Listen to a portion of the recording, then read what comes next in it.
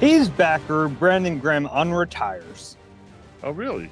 I missed that somehow. The big news of the day, obviously, this is the Eagle Eye Podcast brought to you by Nissan. Reuben Frank and Dave Zangaro. We're going to break down what it means that Brandon Graham is coming out of retirement to join the Eagles in the middle of this season, what it means for him, how much he could help the team, what it means for his teammates, what it means for the organization in general. We have some other stuff to get to as well. We've talked to Vic Fangio about that and other issues.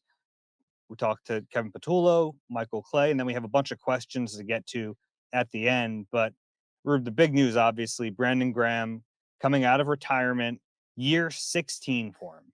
Yeah, which is crazy. 15 was the most in Eagles history. So it's hard to tell how this is going to go. I don't. He's a 37-year-old guy. Was he 37? Mm-hmm. I think he's be 38 in April. Coming off 2 triceps injuries, but when he's been healthy, he's been really good, and he was really good late in his career. If he can be healthy, I can see him being productive. But guy didn't have a training camp. Neither did Zadarius Smith, and he played well. Neither did Kobe, and he played well. So um, he keeps himself in good shape. But like Vic said, there's football shape and there's conditioning, and they're 2 different things. How long will it take him to get to where he needs to be? I just don't know. Knowing BG, he'll probably want to play Sunday. Um, but I think what you get with Brandon Graham is just a ton of energy, even if he's only playing 8 to 12 snaps, a ton of personality, a ton of life.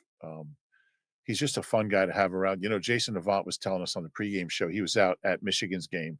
I think they played Washington State or something. And he was doing the sideline radio reporting, and BG was an honorary captain. So BG goes out for the coin toss, and he starts trash talking with the Washington State players about the coin toss. He's like screaming that they're going to get the coin toss wrong. They're going to call it wrong. That's what you get when you get BG. You get a lot of life, a lot of personality. And I think for that alone, it's going to help to have him. I don't think that the team desperately needs that. They are 5-2, and they haven't played particularly well for much of the season, but can't hurt. And that's the thing about BG, he's going to be as good or better than the last edge on the roster. So I think he can help. How much he'll help remains to be seen. It's hard to tell how it's going to go, but I don't really think there's a downside to it because, first of all, there's only 52 guys on the roster, so he's not taking anyone's place as far as they don't have to cut someone. They might for other reasons, for other injury-related reasons. He'll take some snaps from other guys, but honestly, none of the other guys have really been producing all that much. So we'll see. It's going to be fun. It's going to be a lot louder in the locker room. I know that. Yeah, it will be fun to have him back around the team. And I think the answer to whether or not this is a good move is kind of twofold, right? It's one, how much will he help on the field? And two, how much does his presence mean in the locker room? And I think he can help on both accounts. I really do. I think it's fair to temper the expectations because, like you said, this is a 37-year-old player who hasn't played at all this season, who is coming off triceps injuries, one in week 12 and another one in February. So there are questions about all that, but it's not like as long as the Eagles aren't expecting him to come in and just solve all of their issues at the edge rusher position, I think this is a really smart move. And I think it can help them on the field and in the locker room. Yeah, I would agree. And I don't think there's really a downside to it. Like if it doesn't work out, it didn't work out. You're not giving them 10 Now, million. the downside would be if the expectations are not in check and say this move prevents them or stops them from going out, maybe acquiring another edge rusher. I think that's fair. I don't think that'll be the case. I don't think Howie Roseman's going to look at this as the answer to all their issues as far as quarterback pressure. I think there could be a little trap in there though, because you're signing Brandon Graham. He's coming back. Nolan Smith just around the corner from a return. I think there's a world where they look at that and go, "Hey, we actually got some good pressure in this last game. Jalex Hunt is starting to play really well. You can piece it together after that. Maybe Jahad Campbell gives you something." I think there's a trap in there where the Eagles could look at this and think we're going to be okay. Yeah, it could be. Maybe they set their sights a little lower as far as a trade. Um, but I still feel like I mean, there's still a couple of weeks before the trade deadline. I'll still be surprised if Howie doesn't make a move. I just think there's going to be options, to go get a Jalen Phillips, maybe somebody on that level. That's not going to cost you a ton as far as assets. Um, yeah, I would agree with that. If they go into this thinking that we've solved all our problems and at edge, then I think that's a Mhm. mistake. I don't expect that to happen. How much do you think he can help on the field? It's hard to say. I don't know. He was playing really well last year. He got hurt in week 12. Before then, if you remember, like it was supposed to be the 15th and final year, and Vic Fangio realized pretty early because Bryce Huff just didn't work out here Who's that going to make the Pro Bowl, by the way? well, he got hurt.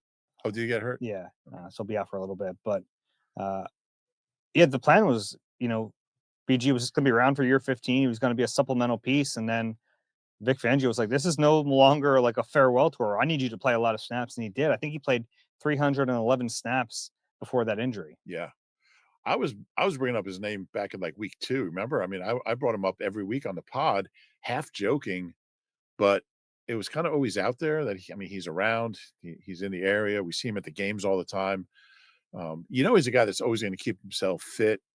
Um, it's not like you have to work like some guys, offensive lineman retires 6 months later, he's down 70 pounds. You don't have to worry about that with like an outside linebacker edge type guy.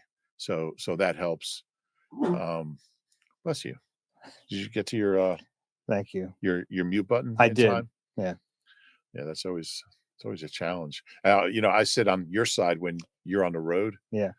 and I couldn't find it the other day after the game. But anyway, I love to see you bring it up because the whole point of me hitting the mute button yeah. is that we don't talk about the sneeze. Well, we don't hear the sneeze, but I think Okay. it's okay to talk about the implications of it.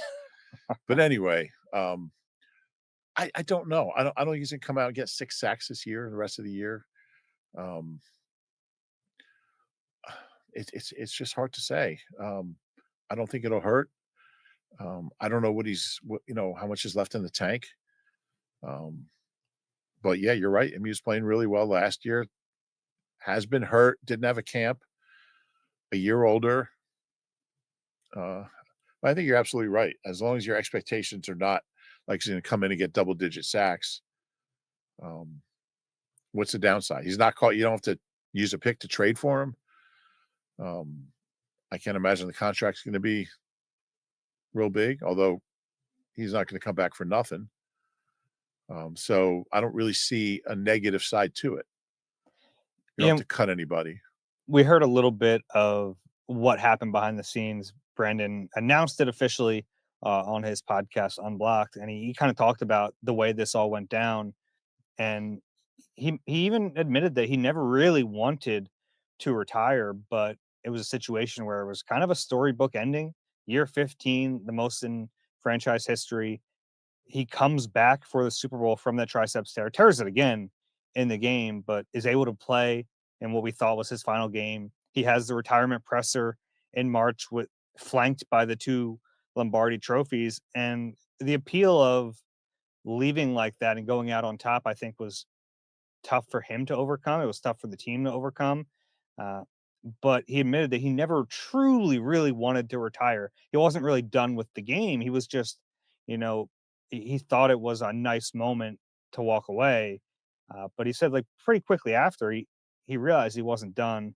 And then the way this unfolded, he said, at the start of the season, how he called and interested in bringing him back. And at that point, Brandon said, I'm going to try to stick with retirement. So the Eagles said, all right, we're going to sign Zadarius Smith. They did, and they put him in Brandon Graham's locker at the NovaCare complex. Uh, and then Brandon said, but if he said to his wife, if something happens again and there's an opportunity, I'm going to be ready for it. Sure enough, last week, abruptly, Zadarius Smith retires, and it kind of felt like the right moment for him, and here we are. Yeah, it's kind of crazy that their two best pass rushers might be one who just retired and one who's unretiring. Um, but yeah, it's a funny set of circumstances, and I wonder if I don't know if Josh Uche had 5 sacks and Nolan had 4, and Jalix had 3.5. I wonder if this happens. Um, Probably, I guess, if Howie called that early, that they have a real need at that position. So um, I don't know. I don't know what to think, honestly. Um, we all love BG. We've known him for forever. I mean, I've known him for you know we both have forever, and you want it to go well, and I think there's a chance it will go well. But I think, like you said, gotta gotta keep it in perspective. Yeah, look, what are the chances that we do a press conference in March and there's 3 Lombardis up there with them? It's probably not great. We know that. It's really tough to Just win it keep all. retiring every year. Yeah, look, like I think to have a moment like that is probably unlikely, but and honestly, my initial reaction was, man, that kind of stinks because it was such a cool way to finish, Yeah, right? Like, you don't get storybook endings like that in the NFL very often. So, like, I think that's the first reaction I had, and then probably a lot of fans had too. It's like, man, it was just so perfect for him to go out like that. But then you remember it's his story, yeah, like it's up to him, and if he's not done with the game, then he gets to do this if the team wants to have him. So, uh, is it going to end like that again? Realistically, no. Like it probably isn't, but there's a chance it does, sure. and it's up to him to write his story however he sees fit. And it's a great point. And if he's doing this for the right reasons, and he believes he can still help this team, by all means, bring him in. He mentioned on his podcast that, and Bo Wolf did a really nice job interviewing Brandon on that.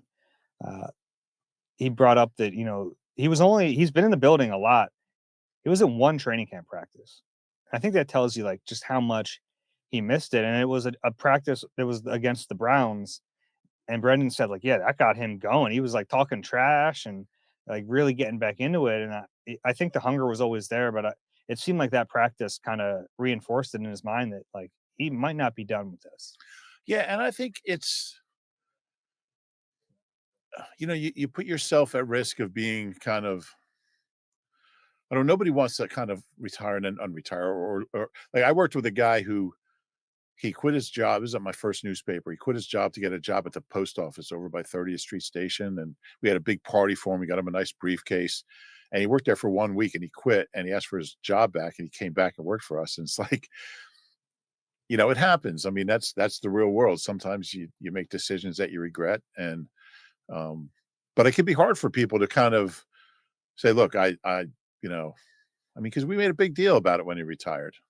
And and we should have, and he deserved it. But you can kind of, it's a funny look when you come back sometimes, whatever it is. But I think he's doing the right thing, and um,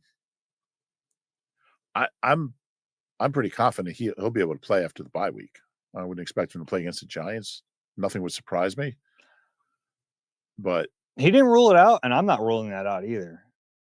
yeah, I don't know. He hasn't hit anybody. He hasn't that we know of. It might be worth it to have him active and play a few snaps just for the pop when they announce him. That's fair. I'm like not even joking about that. That'll be fun Right? I mean, like, think about it. if you can. They announced the defense. They save him for last. Like that building is going to go wild. Yeah, I'd want him to be able to help on the field, though. Stop being reasonable. Yeah, because we all know that that kind of energy doesn't sustain itself, and that's not like a Nick thing to do, is it? I don't know. To just have him as kind of like a figurehead. Play a few snaps. I think this week he'll be at practice. They'll get a sense of where he is physically. Yeah, They might need him this week. Aziz Ojolari is probably not going to play yeah. Vic said we'll get to Vic, but yeah, he against the said Giants. he probably won't play. Then you're down to 3 healthy edge rushers plus Jahad Campbell. Yeah, well, maybe. Nolan Smith is eligible this week. Probably not going to return for this one. Who else can come out of retirement? Clyde Simmons is in pretty good shape. I saw him out at the Hall of Fame. Hughes around. He was around. I'm not sure Is about. Trent around? I'm not sure about Hughes' fitness level. Trent Cole's around. Yeah, Mike Mamula lives like in South Jersey. Okay. Yeah. Some good options. Is there a player other than BG you'd like to see come out of retirement, like realistically? Yeah, Realistically, like a guy who might still be. 62 have a game left in them because they could use them this week. Yeah, they sure could.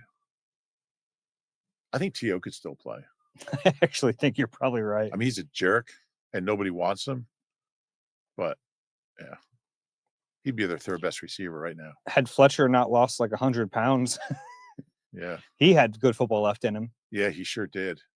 Yeah, he was still playing at elite level, his not his old self, but he was really good. I want T.O. back. I mean, maybe he's And you were right earlier. Like realistically, a lot of times these things don't work out, but that shouldn't stop you from doing it. yeah, you're right. And like I actually and earlier you said pass rushers, which is true. Like they need help rushing the passer. Brandon Graham is so good at defending the run. I think there's a role for him there. Yeah, Like you watch some of these other edge rushers, and I don't want to pick on Ojulari. I remember one play in particular, him getting kind of he lost contain. Like BG is not going to lose contain. He's gonna be where he needs to be on the edge, really strong at the point of attack. So it's not just about getting after the quarterback. It's also about defending the run, and it's something that this defense hasn't been great at for a lot of the season. They were much better on Sunday in Minnesota, but I think he can help there a little bit too. yeah, and that is if he's BG of last year pre-injury. So um, we don't know that, but if he is, yeah, you're right. Yeah, and there's no way to know that for sure No, until we actually see it. But even if he loses the quickness that you associate with pass rushing, I don't think he would have lost the strength at the point of attack to be a good run defender. there's also, I mean, when players are there's not a lot of 37-year-old guys playing in the league, Mhm. and there's a reason for that. Sure, there are some exceptions. Sure, yeah, a lot of kickers. No, I mean like Calais Campbell, Yeah, a guy who I wanted them to bring in for years and they never did. yeah. No, there's some, and maybe he'll be one of them. I guess I don't know, and I don't think there's any way to know. For purely selfish reasons, I mean, I'm glad he's back just because he's a fun guy to hang out with in a locker room. Um, we finally have a guy to locker room's closed. We'll get that back. So he'll move back into his old locker, Sure. which so beginning of the season they had Ty Robinson there for like a week, and then they signed Zadarius Smith and thought, oh no, let's put the old head in BG's locker, and they did that. And then last week was kind of The old weird. head who's 4 years younger than BG. Sure, but last week it was weird. They didn't have anything in that locker, just a generic nameplate above it, and that's when you like, well, maybe Yeah. you know, maybe this is going to happen. Uh, Brandon accumulated a lot over 15 years that he had to clean out of that locker. How do you think he redecorates? How do you think I like think he put everything from his locker in boxes, and he's just right now, he's taking all those boxes back, and his locker is gonna look like the I locker would of like old. it to look exactly the same with the all Yeah. 47 bottles of cologne, Yes. his, everything kind of He had, like, bobbleheads up there. uh-huh. Yeah. Yeah. Yeah, I think he'll be back to I don't think it'll take him long to move in, to really move in. I can't wait to see him. I haven't seen him in a few weeks. Um, not the last home game, a couple home games ago. Yeah. What do you make of that part of I'm looking forward to, like, the first time I see him, I'm gonna just yell, "You're a first round bust," or something. I can't wait. it? What do you make of that side of it though? His teammates, I asked them a bunch on Sunday, and a lot of them like they probably had an inkling, but they didn't know that it was out there, and Yeah, some surprised looks, but all very excited to hear about at that point the possibility that Brandon Graham would return. and that tells you a lot. Yeah, how much do you think that actually helps? I do. I think it's big. Like, if guys are just like, "Oh, he's coming back." He's not a guy you want.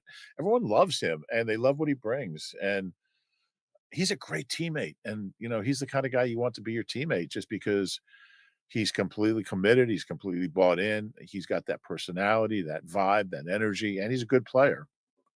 He was a good player, and we'll see about now, but, um, he's got your back. I mean, he's the kinda guy that's just fun to be around and fun to play with. So, yeah, I think did you ask Josh Uche about BG? No. Um, I think we had who do we have on camera? Um, who did you talk to post game? It was Jordan Mailata, Patrick Johnson, um, Jalix Hunt, But yeah, everybody that N'Kobe Dean. yeah, Nakobe was pretty fired up. That tells you a lot. If guys are that excited about somebody coming out of I mean, retirement. Josh Uche is the one guy who didn't play with him. Right, right. He didn't play with them, but yeah, Patrick Johnson did on opening day last year and before, but he's revered in that building. Um, I'm really torn about it.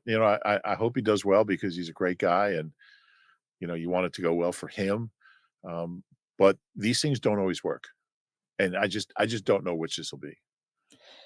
Yeah, I I think think there's more positives than negatives. Certainly, I don't think there's really any negatives other than it might not work. yeah, and like I said, the only negative I see is if the expectations are not in line with where they should be. Yeah, I mean, or like if he gets hurt again, you don't want to see that. You It's don't not want to neg. see that, but that's the risk of playing football. Yeah, yeah, and he knows that. Um, the chances of getting hurt are greater the older you are. That's just a fact. So, uh, hope it's good. Hope it works well. Yeah, I would just want to temper those expectations. Hope for the best, and welcome him with high volume on Sunday if he's out there. Which I guess you're right. He probably will be. That'd be fun. Yeah, He was already talking about looking forward to his first practice, which will happen on Wednesday. Running out and trash talking Lane and Jordan Mailata, and then he said, "I'm going to go inside too and let those guys hear about it." So it's gonna raise the level of competition in practice too, yeah, because he is not a low effort guy. He's not a low energy guy. He's going to bring it every single day. yeah. And you can make a case this team needs that. I mean, they are 5-2, but they've had some lackluster moments and games and performances. So um, I don't know if BG lets that Giants game happen the Yeah, way it and it's happened. such a young defense. That's a good He point. is now the oldest player on that defense. Oh, Perry Nickerson's probably pretty happy to see BG walk in that door. But it's a young group, and we talk about leadership going into the season and who would fill those roles. I don't think there's been like a void there. I think right. they have good leaders on that side of the ball, whether it's Zach Bond or Reed Blankenship. I think at times Jalen Carter with his play, Jordan Davis, like they have guys who can do that, but no one like BG. So I think he's going to bring something in that element too. Yeah, there's no doubt. Anything else on Brandon Graham? No, Okay, let's move on uh, and get right back into Brandon Graham because Vic Fangio was asked about him and basically said, "We'll see. They've got to see where he is physically before they determine how much how much he's going to play and what his role is going to be." yeah, and he generally, a guy who comes out of retirement is 37, didn't have a training camp, is not going to play the next week. But these are special circumstances, like you said, and I would think if he plays, it'll be very limited, very very limited number Mhm. of snaps, 3 to 5. Um, but then you have a bye week, and then you have a couple pretty good offenses in Green Bay and Detroit. And if he's going to be a factor, he needs to be by the time they play the Packers at Lambeau. Vic acknowledged that this circumstance is different, but he brought up uh, getting Khalil Mack. I forget what year that was, and he was only supposed to have a limited snap count in that The game. fatigue, please. Yeah, which is now in my lexicon. Fatigue police, as Vic called them, wanted to limit Khalil Mack's snaps, and he played a lot. I should look that up, but I think he said he played like 40 45, I in think he that said. game. Yeah. Yeah. Yeah. So we know Vic's a big fan of Brandon Graham. Vic made it very clear early last year, he's not here for a farewell tour. He's here to play a lot of snaps. And he told BG, I'm counting on you, and Mhm. came up big. Yeah. So at edge rusher, at some point they're going to have Nolan Smith back. Eligible this week, probably won't play till Green Bay. They're going to have Brandon Graham. Going to have Josh Uche. We think at some point they'll probably have Aziz Ojolari back, not this week with that hamstring, but at some point.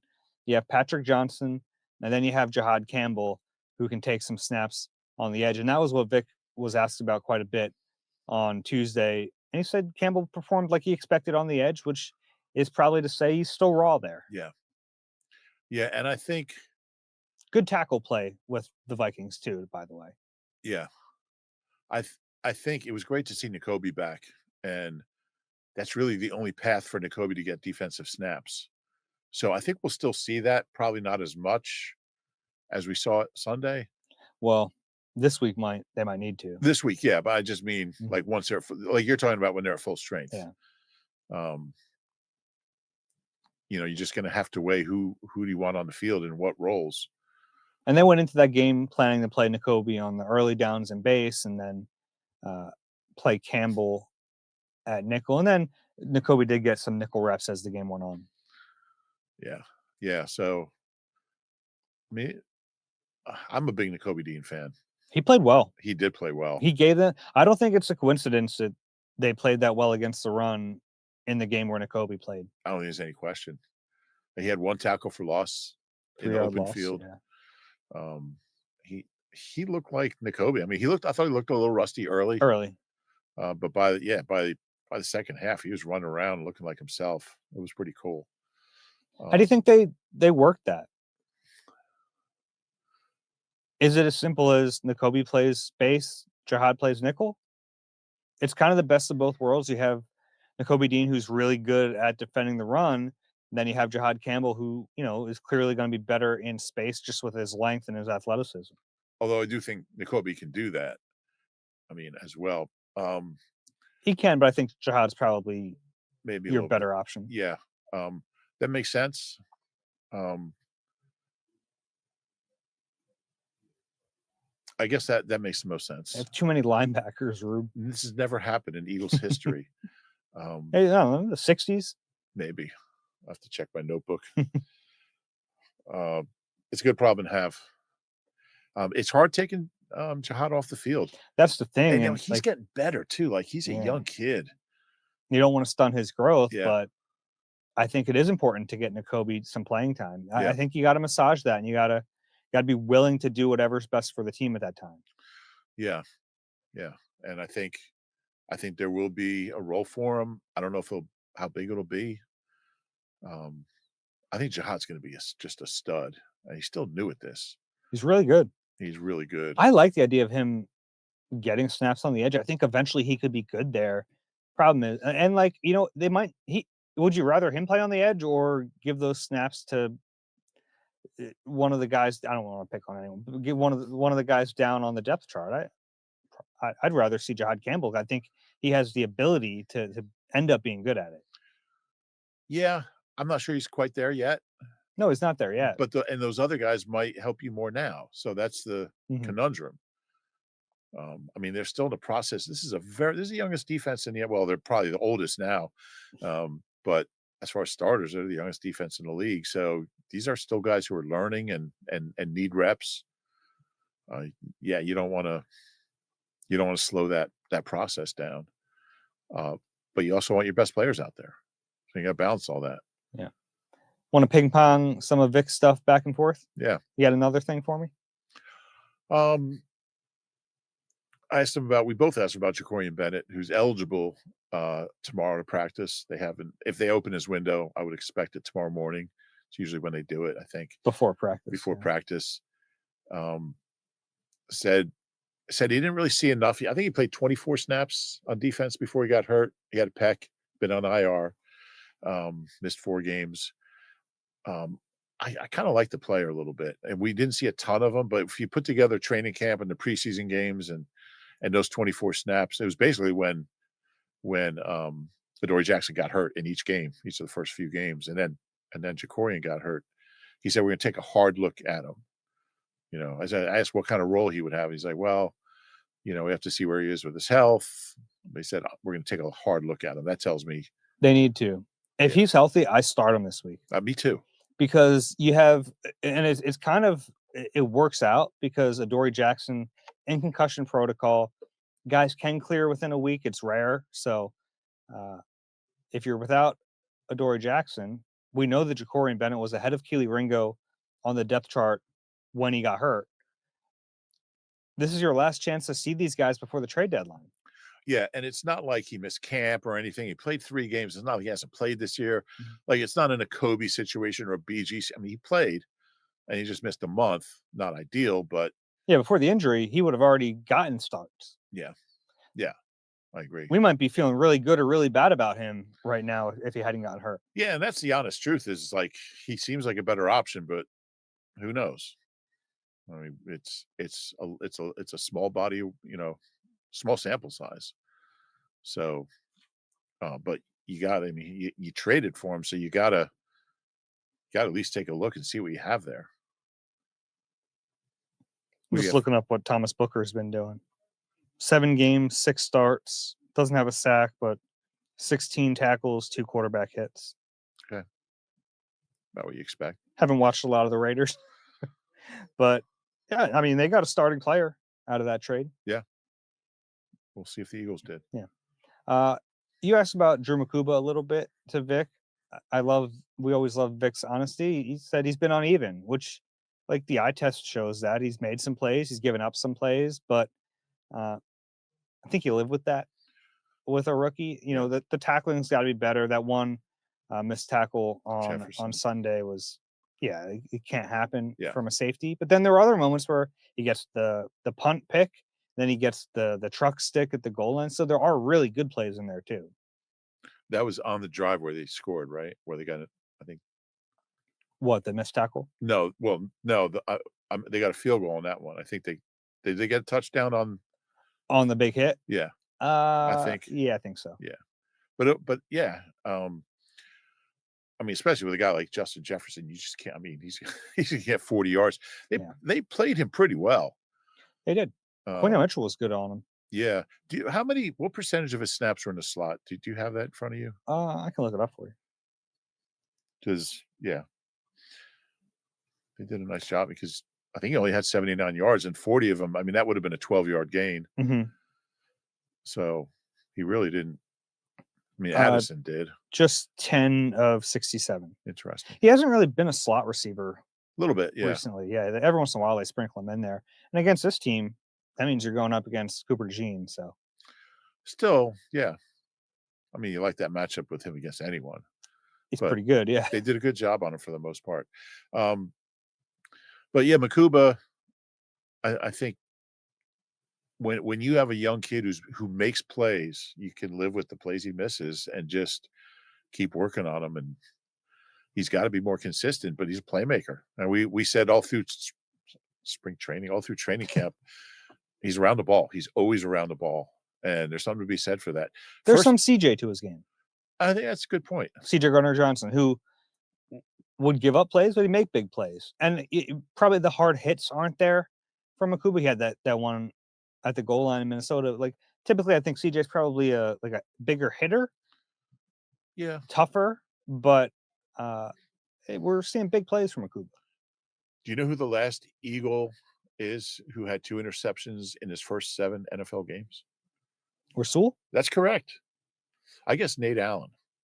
Oh. Who did, but Rasul obviously was more recent, 2017. But yeah, Rasul's with the Dolphins, right? I'm gonna trade for him. He actually would be a decent fit.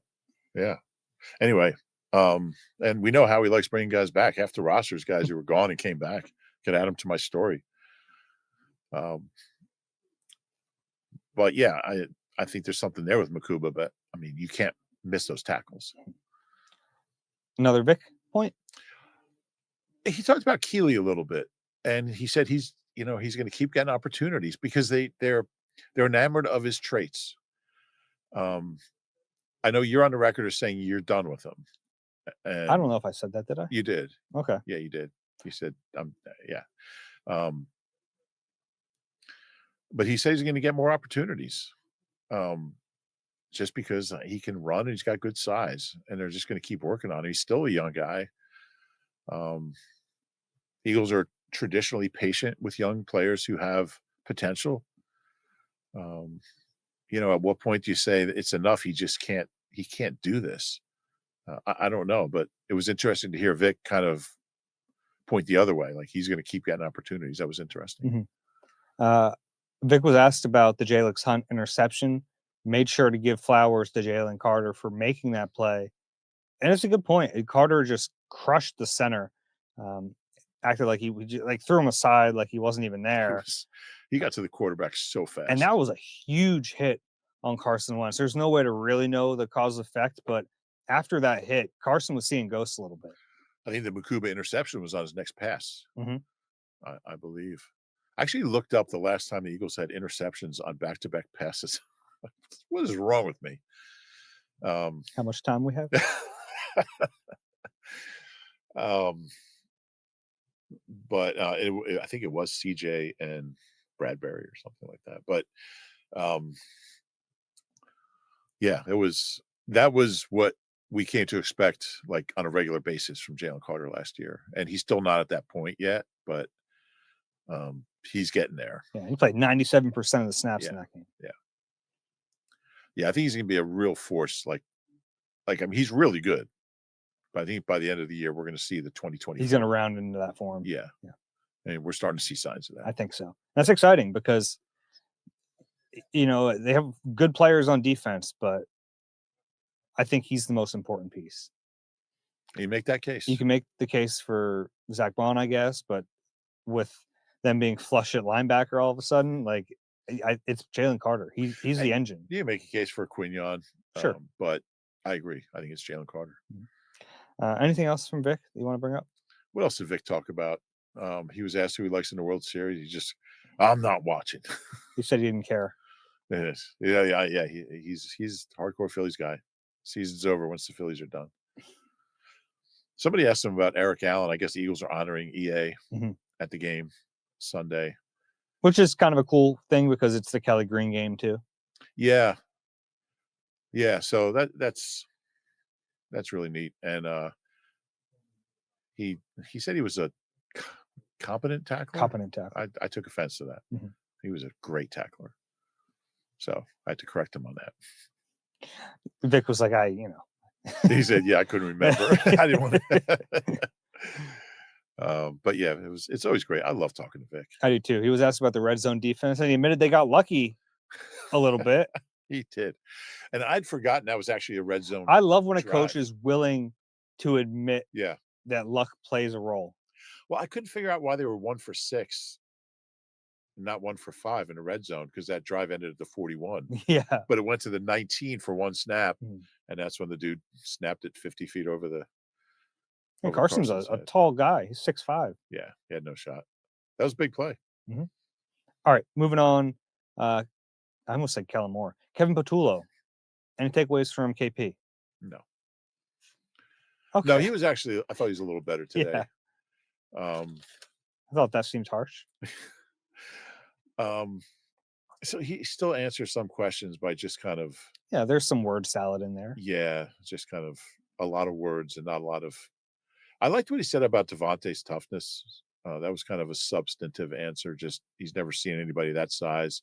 He talked about the energy he brings, and he said a lot of that comes from how he just gets clobbered and pops back up with a smile on his face, which is true. I mean, the dude barely ever misses a snap, and I mean he's 165, 170, and he's got linebackers and safeties just crushing him, and he just gets up every time, pops up, and I do think that has a really positive effect on his teammates. I totally agree. We saw that from his rookie season. Sure did. And not that we didn't see it in college with him. He was pretty good at Alabama, I remember. But even his rookie season, he had that bionic arm on the whole year. He got hurt with the elbow and just played through it. He plays for everything.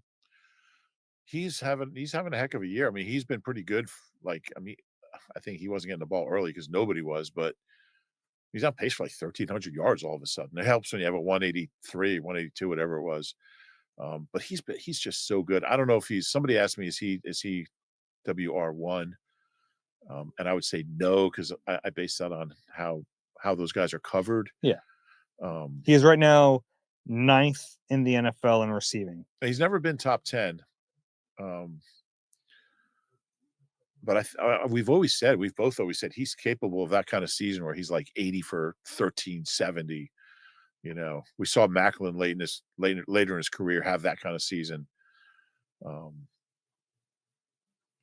always kind of Macklin versus DeVonta. I think DeVonta is a little better. Macklin was really good though.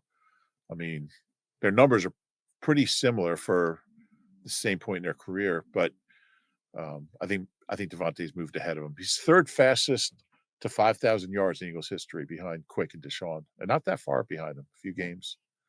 And he's done that in a somewhat limited role, given Yeah, that he's played most of those seasons with AJ Brown. yeah, absolutely. Um, are they now the best 1-2 in the league?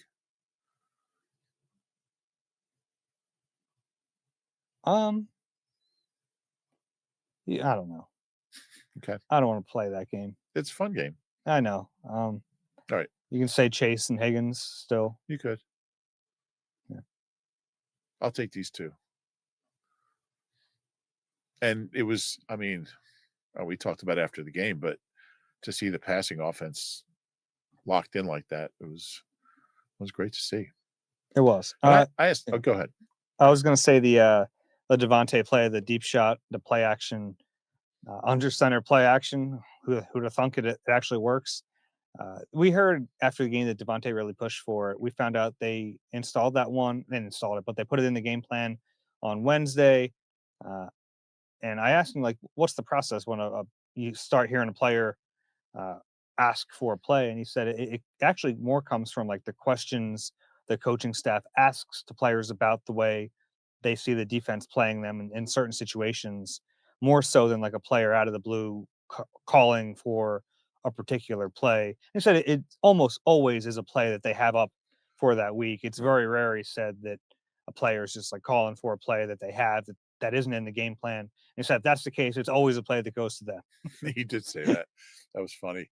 Um, he also, and Nick said the same thing. He said, you can't do that unless you have players with high IQs, high Mhm. football IQs. And Nick and Kevin have both said that. I think it's an interesting, like every player in the league's played football all their life. So you're talking about some real next level understanding of what the offense is trying to do and the plays and the routes and the protections. Um, it's important. And I think that's something Howie's talked about looking for in the draft, guys with high football IQs. And you get 11 of them out there, they're going to really understand what's going to work against what the defense is doing. Um, And it's not shocking that a receiver is going to call for a play that goes to him because that's where he lives. That's his world. yeah, He knows he can win that route. He knows he can win with the way the defense is playing him. And Devontae was absolutely right. When they got that look, they were dropping the safety and leaving him one on one. He's going to win that. yeah, yeah. But I do think there's some value, and I think those guys are both correct when they talk about the value of having a Mhm. high IQ football team. And I also think it's important that players are discerning about when they're doing this. Sure. You don't want to be the boy who cried open, right? You got to kind of pick and choose your moments to call for plays, and that was a good moment for Devontae to pick. Yeah, absolutely. It was a beautiful play. Um, I mean, Devontae didn't have to break stride. What a throw. It was a great throw. Great protection. Protection. Brett Toth held up on that play. He sure did. Mhm. Yeah, he held up beautifully. Or Brett Toth, is Yeah, I don't Nick know Sirianni how to has say his started name calling. anymore. Brett Toth, Brett Toth, Brett Tooth. I will get to the bottom of that in the locker room this week. I make Oh, a promise. okay. Yeah, I'm sure you will.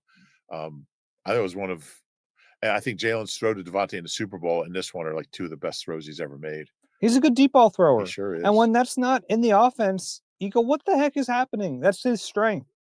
He does that better than most quarterbacks in the league. It has to be there. And you look at the way their offense operated on Sunday, they relied on those big plays, and I think there's a little boomer bust to that, but they're capable of making them.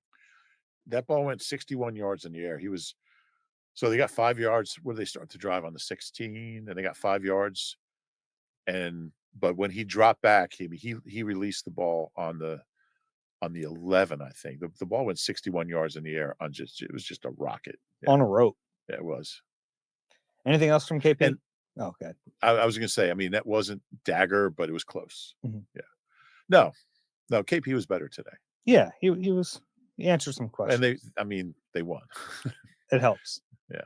I asked him about, like, the process of we went into this game wanting to run and then kind of morphed into and like he kind of makes it sound like that was part of the plan. I don't think it was part of the plan, but as long as you're out there doing what is working, that's all that matters. And if that means throwing 100% of the time, do it. It's like, yeah. Any Michael Clay thoughts? Um, he likes Xavier Gibson. I would think they're going to keep him in that role. He's Yeah, earned that. why wouldn't you? Yeah, he was He allowed that, game day inactives sure. will determine some of that. But how could you go back to Tank Bigsby in that role? No, you can't. There wasn't much else from. They're going to set a record by allowing the most 58-yard field goals in a season. I think they've already tied it. I got to do some research, but like they give up a 58, 59, 60 yards. Like, didn't the dude hit a 65-yarder in Tampa against them? Mhm. I don't know how you defend that, but no, there wasn't much from Michael today. All right, let's take a break. Questions on the other side. You deserve a car that thrills you, a car that puts goosebumps on your goosebumps. At Nissan, we've got everything from turbocharged SUVs to 100% electric vehicles that'll make your heart beat faster. Experience the thrill for yourself and shop your local Nissan store and nissanusa.com today. It's question time. If you have one for us, eagle eye at nbcuni.com, QR code on the screen. Rube, let's get into it. First one from Seneca. Dave and Rube, can we admit to ourselves that we are a pass-first offense now? Until the interior of our offensive line can stop letting Saquon get hit behind the line, we can't reasonably expect to run against loaded boxes and have any real success. I know it's not what we're designed/want to be, but we clearly have the personnel to have success in a pass-first attack. Yeah, and we've been saying that all year, and that was kind of the root of some of the problems with the offense. And I'm a big believer in whatever the defense is giving you, that's what you take, whether it's pass or run. I don't believe in we're passing. And last year they evolved into a running offense because Saquon was having this incredible year and they could block for him. And I mean, but they it was a also more cognizant decision than that. I mean, they came back from the bye week and said, "This is what we are." yeah, and he was putting up good numbers even before that, Mhm. so it made sense. But there were also games where they threw the ball well last year and made plays. I mean, Jalen had a really good year. So a good year. Okay. Yeah. I mean, there were a lot of moments last year where we were worried about the passing offense. Because they weren't doing it. Yeah, and the question was, is it going to be there when they need it? And it ended up yes, but I mean, the AJ Brown passing comment was in December. Yeah, that's I true. think the way we view that season now is completely rose-colored glasses I just think based on them winning the Super Bowl. yeah, I just think if you have Jalen and Goddard and AJ and DeVonta, you can throw the ball. And they've shown that. We saw that for 1 week against the Vikings. But can this team be what it wants to be? Like, can it go as far as they want to go without establishing the run? By the Based way, on the way we know it's that was the done. number 2 pass defense in the league coming to that game that they did that Mhm. against. They were giving up like 157 passing yards a game going in. Um, I don't know. I don't know what's going on with the run game. I still think like it's crazy that Saquon's averaging 5.1 yards per carry in the first quarter, and then it goes down to 3.8 and then 3.4 and then 1.4. There's something weird is going on. I still don't think it's him. He's blaming himself. And look, there's carries where he tries to do too much. I think that's a product of being a great player who's a little frustrated. So you're seeing the negative runs have doubled as a percentage from last year. He talked about the need for not taking negative runs. Sometimes it's like, what's he supposed to do? Exactly. He's gotten out of some. Yeah, and he'll turn like what looks like a -6 into a 1, and it looks like a 1-yard run, but it was a great run. Mhm. Um, I don't know. They don't have the same play at right guard. I think having Landon back, I don't know how long Cam's going to be out, but It's just such a shame they get Landon back and then Cam's out. yeah, and Brett Toth he's not a run blocker, which is funny because at Army that's all he did, but that was also like 40 years ago. He was also playing tackle, right? He was playing tackle most of the time. Yeah. Um, I still believe that they're gonna be able to run the ball. I do. Maybe it's naive. I just think when they're healthy, I I feel like, do too, and I think they want to be that. oh, yeah. Very clear. I mean, they came back from that mini bye and it The was first 5 run, plays were run, run. runs. Yeah. Like, it was very clear what they wanted to do. Yeah, I think they're gonna be good at it. I do. Okay. Next one from Matt. Hi, Dave and Rube. First off, to Dave, I love that you're a part of the post game show now. That's been fun. Thank you. Question. Love working with those guys. We're having a blast. Mhm. Question. Oh, was that directed to you? I'm sorry. Yeah, Oh, well, you're doing a great job.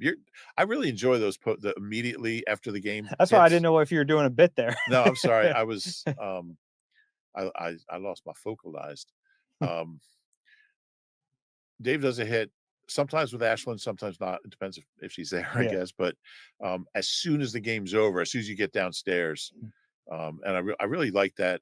It's that instant analysis right when the game is ended, before the locker room opens.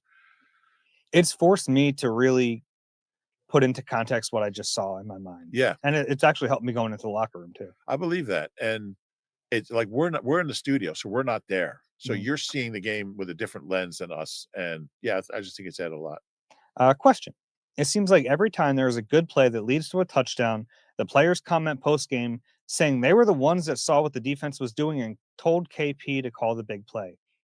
Obviously, the example here, um, Has that happened even before? after a win this week, is this more of a reason to stay skeptical on Kevin Patullo? Even after the first AJ touchdown from today, the route concepts were terrible. This just makes me worried for the rest of the year. I don't think it's a negative if the off and look, I've been as critical as anyone of KP, but I think it's a negative if you listen to your players who are at the ones out there and understand the matchups and what's possible, and then you call something that turns into a 79-yard touchdown. It's not a negative. I mean, I think every good coach listens to their players. Yeah, we brought it up on the post game shows. Like there's statue over there because the coach listened to his player, right? Yeah. So uh, I think that is a positive. Now that doesn't mean it erases the negatives, and there have been plenty of them, right? I think that there are issues with this offense that predate week 7, and there are things that you have to worry about going forward. But I do give him at least half credit for calling those plays that are suggested to him. Yeah. Next one from Toby. Hey guys, thank you for bringing us the best podcasts around. I know you said they need to draft Thank you. edge early this next draft, but with the way the line is played, should Howie look to draft O line in round 1 or 2? It's gonna be one or the other or corner. Um, you can make a case. You can make a case that way, especially like we don't know how long Lane's gonna play. So um yeah, it's certainly something to consider. And I think they Plus, had, they'll have BG next year, so that kinda eases the need for an edge in the first round. I think they wanted to draft an offensive tackle higher than Yeah. they have in recent drafts, and the board just hasn't fallen to them. I think Howie's kinda said that, Yeah, as and much. it's very clear too. Like there have been individual instances where, oh man, a tackle just gets drafted right before them, and then and they've gotten really good defensive players because of that, Yeah, because defenses have gotten pushed down the board. But it is a need. It is something I think they want to address for sure. yeah, no doubt. And I'm not sure Tyler Steen's a long-term answer at right guard. I don't think he's playing bad, but, you saw, like, what Becton did last year, and I don't think he was I mean, he was a great run blocker. Mhm. I don't know. I think there's definitely a need there At guard. on the O-line. Oh, okay. Yeah, Sure, maybe a guy, and we talked about some of those options in March and April. It was yeah, like maybe a guy who can eventually be a tackle, plays guard in the interim. yeah. I think there were some of those options If out there there. is an interim, yeah. Mhm. I think there would probably be an interim. I don't think Lane's ready to. I don't know. I mean, He's talked about playing a couple more seasons, yeah, so he has. he's playing well. Yeah. Next one from Darren. Hi, David and Rubin, loyal pod listener and Eagles fan from Toronto. I just watched Bryce Huff get his 4th sack of the season. Why was Vic not able to use him in his defense? Yeah, I don't I mean, I kept hearing he's not a good fit. I don't know. think he also forced a fumble with that 4th sack. He does have 4 sacks, hamstring injuries, so we'll see how long he's out. But the Eagles want him to have success right now, Yeah, as bad as it makes them look, because they can get a 4th round pick, right? yeah, a fifth into a four, What does he have to get to? 6 sacks or 8, 8 sacks? I Okay. believe. Yeah. So He's halfway there. yeah, uh, yeah, I think this was a rare example where front office and coaching staff just really were not on the same page, because it wasn't just like they signed Bryce off; they targeted that guy. Yeah. I mean, they saw a player that they thought was playing a somewhat limited role and had a lot of success, and they projected what he would be able to do in a full time role. And it was very clear from the moment Vic got him that he didn't think he could do that, and it was a disaster. So as much as Howie deserves credit for last offseason, it got them a Super Bowl. His biggest acquisition in terms of money was a complete bust here. Yeah. Yeah, I don't really understand, and I don't think the player wanted to be here either, so He didn't like the way he was being used. that factors into the equation. You see, there was a quote from him saying his Super Bowl ring means nothing to him. I didn't see that. Yeah, Is that a real quote? yeah, yeah, he said, "It doesn't have any value to me. I wasn't really a part of that team." I'll take it. How much could I get for it, you think? I don't know. I don't know if he I think how much could he get for it? That's the question. It has no value to him. So you think you just give it away? Maybe. Maybe. I'll ask him when we're out there in Santa Clara in a few months. All right. We'll do Oh, one. you mean for the NFC Championship game or the Super Bowl? Either, maybe.